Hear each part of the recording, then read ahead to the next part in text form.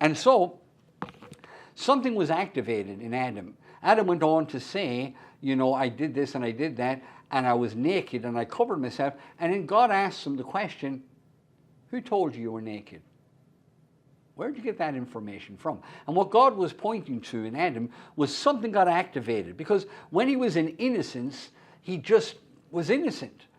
But when sin entered in, it activated something in his hardwiring called his conscience. He became aware that he'd done something that he shouldn't have done. The thing was, now that he'd done it, he couldn't undo it. He was now aware of his conscience. A conscience is like a GPS system that is hardwired into humanity. God put it there, that tells us what's right and what's wrong.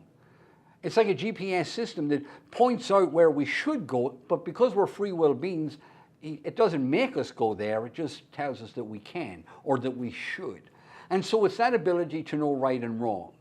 But it doesn't override our free will, but it informs our free will. And so the conscience got activated. So Adam went from innocence to conscience. But his conscience now was aware of sin, so he became aware of sin consciousness. He also knew he had been righteous, but had to step out of the presence of God because of what he had done. And he now was going to be more familiar with and more in the presence of and aware of sin consciousness than righteousness consciousness, which he had just lost. He lost that ability to come into the presence of God without that sense of inferiority, guilt, condemnation, or shame.